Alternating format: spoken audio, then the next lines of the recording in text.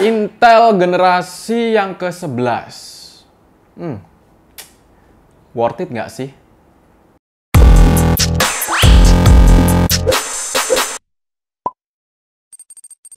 Hai and welcome back to One IT Solution bersama saya Bayu. Kali ini kita mau ngerakit PC Sultan lagi ya.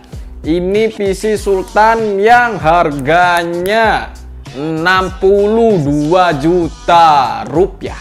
Ini memang harga yang cukup fantastis ya untuk sebuah rakitan, dan uniknya atau mungkin bisa jadi sedikit pembahasan kita kali ini karena prosesornya kita menggunakan prosesor terbaru dari Intel, yaitu generasi ke-11. Mungkin buat teman-teman yang sudah ngeliatin video-video mengenai generasi ke-11 atau mungkin udah baca speknya ya, itu kayak apa ya, kayak ada yang ganjel gitu ya, kayak kalau kita ngeliat atau kita cobain tuh kayak ada ya. Jadi memang sedikit jadi perdebatan di kalangan gamers, apalagi di Intel antusias ya, mengenai generasi terbarunya ini. Kenapa? Karena ada sedikit penurunan atau mungkin improvement yang gak terlalu jauh gitu. Untuk menjawab dari pertanyaan-pertanyaan tersebut, kita akan cobain langsung. Kita akan review secara jujur juga. Sekaligus nih, kita ngerakit PC yang high-end, yang sultan, gak nanggung-nanggung sultan ya, 62 juta. VGA-nya yang pasti kita pakai yang gak nanggung-nanggung juga ya. VGA kita pakai, ya nantilah dilihat aja. Oke, kita akan perkenalkan komponen yang kita gunakan kali ini. Oke, jadi seperti ini penampakan setelah dirakit ya. Kita akan perkenalkan dari yang pertama sendiri, yaitu prosesornya. Seperti yang sudah saya bilang tadi, kita pakai generasi ke-11, yaitu Intel Core i9 11900F. Ini itu memiliki 8 core dan juga 16 thread. Yang mana ada penurunan yang sebelumnya, di generasi sebelumnya, yang di generasi ke-10. Untuk core thread-nya dia masih memiliki 10 dan 20. Sedangkan di sini ada penurunan dan juga ya, ini sebetulnya yang cukup menjadi perdebatan ya. Kenapa kok turun itu, kenapa? Memang ada plus minus yang mungkin saya sendiri masih belum sanggup untuk membicarakannya lebih dalam, karena memang kita nggak fokus untuk membahas Intel doang ya. Tapi kita juga bahas mengenai performanya sendiri dan juga rakitan ini. Mungkin bisa saya bilang untuk garis besarnya atau rangkumannya tentang generasi ke-11 ini adalah eco-friendly ya. Generasi ke-11 itu eco-friendly atau ramah lingkungan karena penggunaan wattnya sendiri itu nggak besar. Detail lebih lanjut bisa kalian lihat di websitenya Intel sendiri untuk kalian baca-baca, untuk kalian pelajari. Lanjut kita ke motherboardnya. Ini kita pakai motherboard dari Asus Z590F Gaming Wi-Fi. Motherboard ini sudah support di soket LGA 1200 ya. Jadi untuk generasi 10 dan 11 ini memiliki soket yang sama, yaitu 1200. Jadi kalian bisa juga pakai generasi ke-10 jika kalian menggunakan motherboard ini atau Z590 yang lain. Lanjut kita ke VGA-nya ya. Ini VGA-nya udah kelihatan ya, gede banget. Ini kira-kira apa? Udah pasti tahu lah ya. Ini punyanya Inno3D ya, itu RTX 3090 iShield X4. X4 ini apa sih? X4 ini maksudnya fan-nya ya. Fan-nya ada 4. Mungil kecil di depan ini ada fan, terus ada juga di bawahnya 3. Jadi dia ada 4 fan. Bisa dibilang memang ini sudah bagus dan memang ya sneak peek ya. Tadi sudah kita review untuk gamenya sendiri, untuk performa dari VGA-nya doang atau skornya doang itu udah sangat memuaskan. Ya udah pastilah 3090. Lanjut kita ke RAM-nya, kita pakai RAM dari Delta TUF RGB 32 GB kit dengan 3200 MHz. Lanjut ke penyimpanannya, kita pakai ADATA SX8200 Pro dengan kapasitasnya 512 GB. Ini SSD-nya yang NVMe ya. Terus kita lanjut ke power supply-nya, kita pakai MSI 750W 80 plus gold full modular. Terus ini untuk casingnya kita pakai casing dari MSI Gungnir ya, atau Gungnir yang 110M. Terus terakhir kita ada juga CPU coolernya dari MSI, yaitu Core Liquid 360R. Untuk totalnya sendiri di rakitan ini tadi sudah dibilang yaitu 62 juta. Mahal sih, mahal banget ya. Udah Kayaknya kalian paham lah, mahalnya itu kayaknya dari ini. Ini loh, ini satu barang ini doang, ini mahal banget sih. Ya semoga aja harganya segera turun ya. Nungguin Bitcoin ini hancur atau udah selesai penambang-penambang ini, nanti harganya turun, kalian bisa cobain karena aduh performanya itu udah mantep banget. Jadi seperti itu ya untuk spesifikasinya. Ini kayaknya kita nyalain aja ya, biar kelihatan nyala.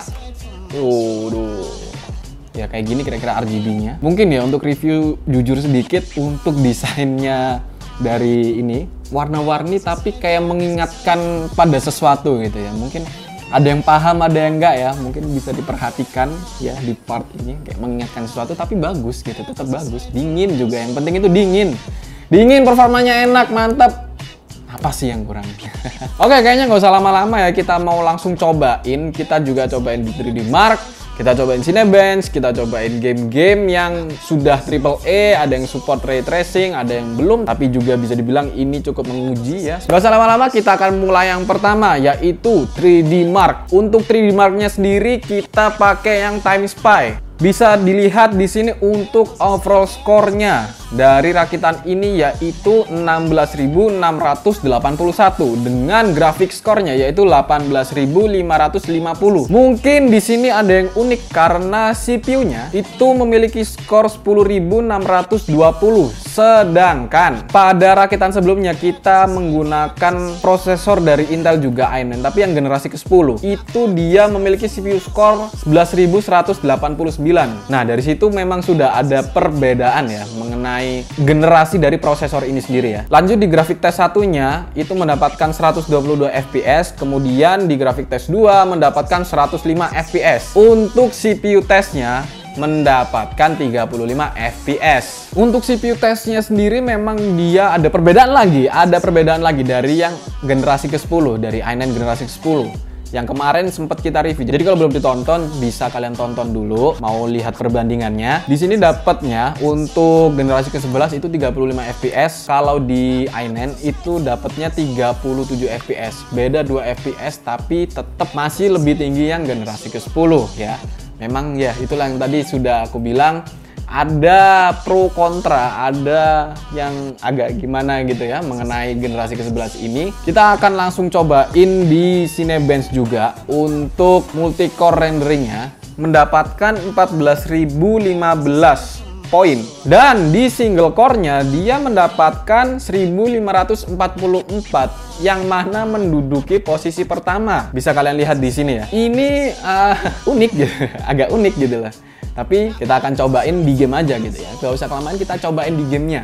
Gamenya yang pertama kita cobain di Shadow of Tomb Raider dengan resolusi 1440 pixel dengan presetnya ultra alias highest alias mentok kanan. Kita cobain di benchmark dulu. Kita mendapatkan average FPS yaitu 122 fps. Terus kita juga cobain di gameplaynya, dan ya memang seperti average-nya kurang lebih. FPS-nya ada di angka 120 hingga 140 fps, yang mana untuk performanya sendiri itu udah memuaskan banget ya di settingan highest. Ya gimana ya, 3090 bro.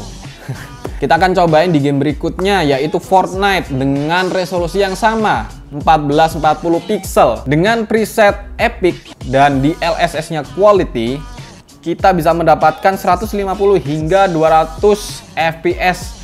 Dengan rata-ratanya ya kurang lebih dia ada stabil di sekitaran 180 fps. Sedikit ada peningkatan ya dari review PC kita yang sebelumnya atau di yang i9 generasi ke-10 kemarin, yaitu di Fortnite mendapatkan rata-rata FPS-nya kurang lebih 150 hingga 160.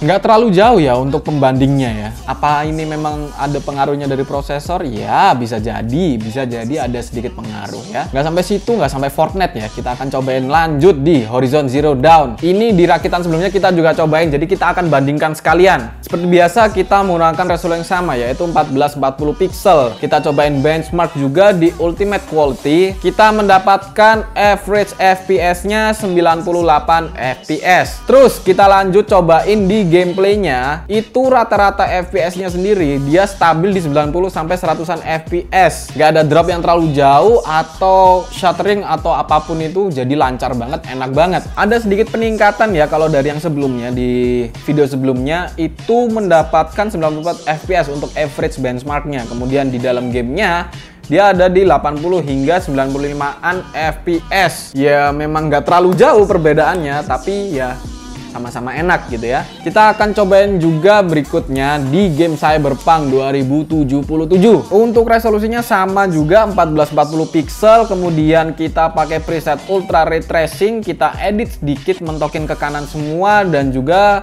di LSS-nya kita cobain dua, quality sama balance. Untuk yang pertama di quality itu kira-kira mendapatkan FPS-nya 47 sampai 60-an FPS. Karena masih belum bisa di atas 60 FPS secara stabil, kita coba turunkan ke balance dan hasilnya mendapatkan 55 FPS hingga 70-an FPS. Setelah game Cyberpunk kita cobain, kita lanjut juga ke game yang terakhir kita, yaitu The Witcher 3. Game lama yang masih berjaya, dalam artian ini story bagus banget, grafiknya juga berat banget. Dan untuk pengujian kali ini seperti biasa atau sama seperti sebelumnya, kita pakai resolusi 1440 pixel. Kemudian untuk post processingnya kita pakai preset yang high. Kemudian untuk grafiknya kita pakai preset yang ultra. Kita cobain untuk jalan-jalan, kita coba untuk lawan-lawan musuh yang ada di sekitaran situ. Itu mendapatkan FPS rata-rata dari 100 sampai 130-an FPS. FPS yang cukup memuaskan, atau ya memuaskan lah. Intinya memuaskan ya. Untuk semua game bisa dibilang apapun itu sudah bisa dimainkan menggunakan VGA ini. Ya, jadi seperti itu ya untuk review dari game-game yang sudah kita cobain tadi. Hasilnya atau kesimpulannya memang semuanya aman. Ada sedikit perbedaan dari apa yang kita review sebelumnya di generasi ke-10. Dan itu kalau nggak salah kita pakai 3070 atau 80, lupa ya, agak lupa. Ya intinya seperti itu. Bisa kita simpulkan review jujur kita untuk generasi ke-11 mungkin untuk hardcore gamer atau semacamnya, bisa dibilang dia masih kalah dari AMD. Kita nggak tutup mata ya mengenai itu, masih unggul AMD. Kita masih belum tahu apa rencana Intel ke depannya, apa yang akan Intel lakukan dengan strategi marketingnya, kenapa dia menurunkan ini itu, apakah ini memang untuk ngepres budgetnya supaya prosesor ini bisa harganya di bawah dari Ryzen atau bagaimana, kita nggak tahu. Itu semua memang sudah menjadi rahasia pabriknya mereka. Tapi untuk performanya sendiri ya, kalau kalian pasangin 3090 ya sudah jelas nggak akan mengecewakan. Tapi mungkin akan jadi pertimbangan kalau kalian pasangnya di medium atau mungkin baru medium high ya. Itu mungkin akan menjadi pertimbangan antara Intel atau AMD. Well, terima kasih buat kalian yang sudah menonton video ini hingga akhir. Jangan lupa untuk klik tombol subscribe-nya dan juga bunyikan loncengnya supaya kalian gak ketinggalan video-video terbaru dari kami. Rakitan ini dijual. Buat kalian yang mau beli nih, sultan-sultan yang sudah nonton video ini, ayo monggo dibeli. Ini untuk link pembeliannya ada di kolom deskripsi di bawah ini. Dan juga kalau kalian mau upgrade PC, upgrade komponen, mau konsultasi, semuanya bisa kalian cek. Linknya ada di kolom deskripsi di bawah ini. Sekali lagi terima kasih, saya Bayu pamit undur diri and peace out.